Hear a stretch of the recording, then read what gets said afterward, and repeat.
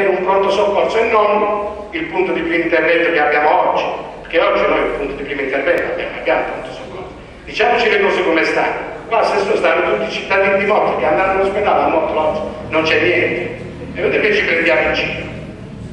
Allora ci deve essere innanzitutto un pronto soccorso e poi il centro di riabilitazione. Però mi deve permettere una piccola vena polemica, ma non perché la voglio, non è politica, di metodo. Lo sa perché io mi sono molto arrabbiato, e l'ho detto sui giornali, l'ho detto alle televisioni? Perché vede, Assessore, ad oggi il sindaco, inteso come istituzione, io non ho ricevuto alcuna comunicazione ufficiale, formale, da nessuno. Non è arrivato nulla, Assessore. Le posso dire, là ci si è riunita ad agosto, Assessore.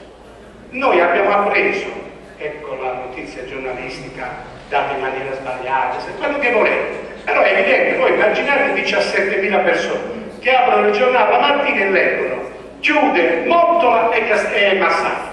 È evidente, se permette noi ci dobbiamo allarmare, è evidente che dobbiamo avere qualcosa da dire. Io poi ho scritto, Assessore, ho scritto a lei, ho scritto al Presidente Vendola, ho detto per cortesia, ci possiamo vedere, mi volete dare udienza, mi volete spiegare, mi volete dire cosa succederà nella mia collettività? Io non ho avuto il piacere di essere ricevuto, ho parlato solo e sempre con il dottor Colasanto, al quale ho detto, con il quale dal punto di vista personale c'è sempre stata stima, per me è chiaro che lui tra il direttore generale e il sindaco, al quale ho detto, caro direttore, in questo momento non sei tu il mio interlocutore, in questo momento l'interlocutore mio deve essere politico, perché l'ha detto lei, Assessore, la scelta è politica e io devo parlare con il politico, non posso parlare con il tecnico, per quanto si quotidianamente lavora per mandare avanti la sanità di questa provincia, ma io devo parlare con il politico. Ad oggi non avevo avuto questo piacere, io la sto incontrando oggi grazie alla manifestazione che hanno organizzato gli amici di Rifondazione. Ci rivedremo in conferenza dei sindaci il 20, quello è l'unico momento istituzionale ufficiale. Ecco perché io ho sempre detto, quindi non mi vergogno, anzi lo ribadisco, caro Mimmo, mi incateno, ma non perché Assessore voglio fare come quello di Brindisi che vuole schierare i carri armati, ma perché voglio capire cosa accadrà realmente. Perché non è che a noi basterà la semplice delibera con la quale viene fatto il bando pubblico. Perché lei sa meglio di me che il bando, tutti possiamo fare i bandi, ma non può partecipare nessuno al bando. Non è certo che partecipi qualcuno a un bando. Quindi non è che l'adozione di una delibera è per noi sufficiente, è l'inizio di un cammino. Attenzione, che facciamo gli amministratori pure noi. E vogliamo, ripeto, ancora una volta capire a quali condizioni il tutto avverrà, che cosa poi realmente accadrà qui a Mottola. Questa è la ragione. Fermo restando, Assessore, questo lo dico per essermi confrontato con il sindaco di Taranto Stefano, per essermi confrontato con il sindaco di Massafra, con tutti i colleghi. A me pare che se la vostra scelta funzioni a tavolino, guardi, poi c'è l'aspetto pratico, forse noi sindaci abbiamo questa deformazione perché tutti i giorni stiamo in prima linea e tutti i giorni abbiamo a che fare con il problema pratico. Veda, chiudere una struttura come Massafra, a parere mio, congestionerà in maniera irrimediabile Taranto.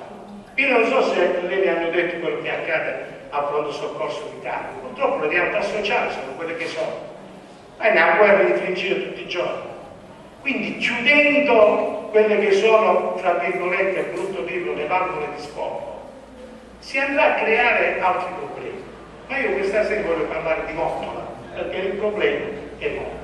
Quindi io ancora una volta le ribadisco questo, Assessore, dopo averle detto con molta franchezza e pacatezza, adottando il suo stesso stile, del fatto che non ho condiviso e non continuo a condividere il merito, perché quando si operano delle scelte dure, probabilmente obbligate, sicuramente necessitate, sicuramente dolorose, ma io credo che da un punto di vista politico la condivisione con il territorio bisogna trovarla.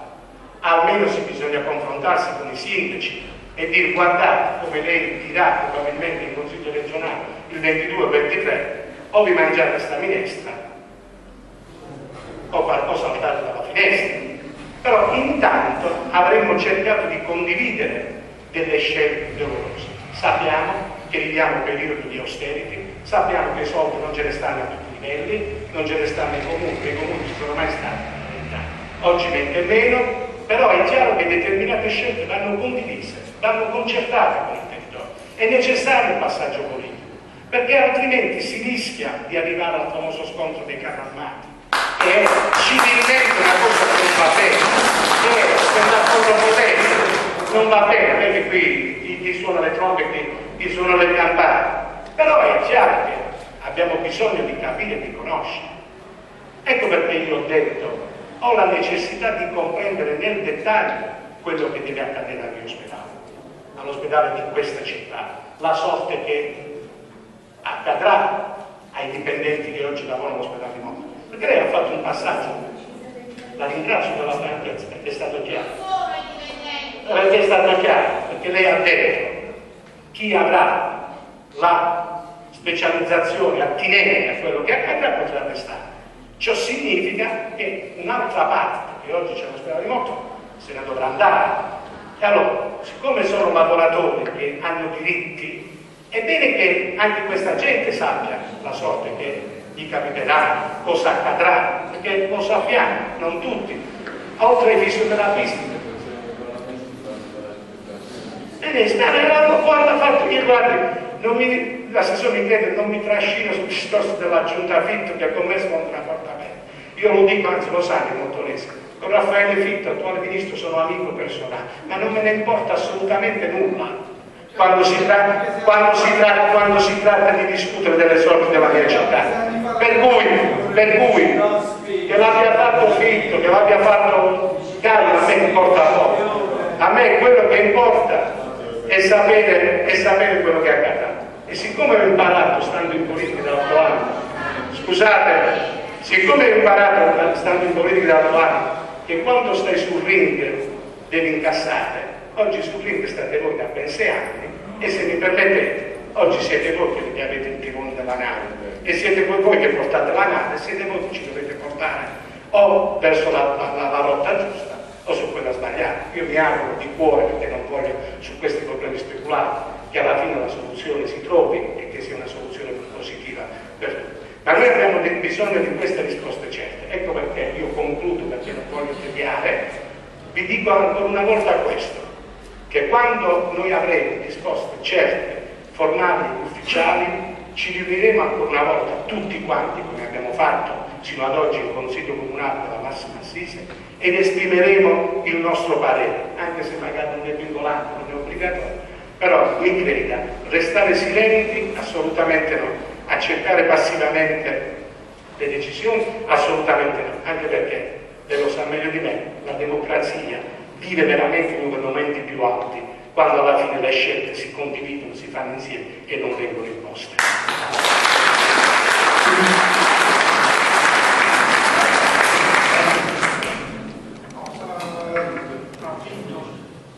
Ora passo la parola al consigliere provinciale Quinto.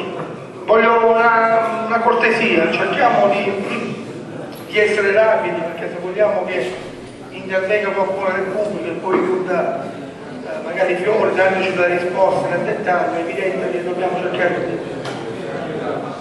circoscrivere i tempi. Passo la parola al consigliere Quinto. Buonasera a tutti. Io cercherò davvero di essere rapido perché a parte gli altri interventi poi sicuramente ci sarà qualche nostro concittadino che vorrà anche dire la sua, quindi cercherò proprio di tagliarlo il mio discorso, ma di entrare anche in un aspetto pratico, cercando ovviamente di non entrare in quella che è una contrapposizione praticamente politico o comunque tecnico-politica. e ovviamente spero che l'assessore rimane, perché un piccolo quesito lo dobbiamo porre. Allora, di fatto noi, se percorriamo naturalmente la storia del nostro ospedale, naturalmente in questi anni si è viaggiato tra speranze di costituire questo polo di eccellenza riabilitativo e invece poi dei reali provvedimenti che sono stati quelli naturalmente di tagli sul nostro ospedale. Abbiamo vissuto effettivamente in ossequio a quelle che erano delle norme tecnico-giuridiche, tutta una serie di ridimensionamenti, parliamo del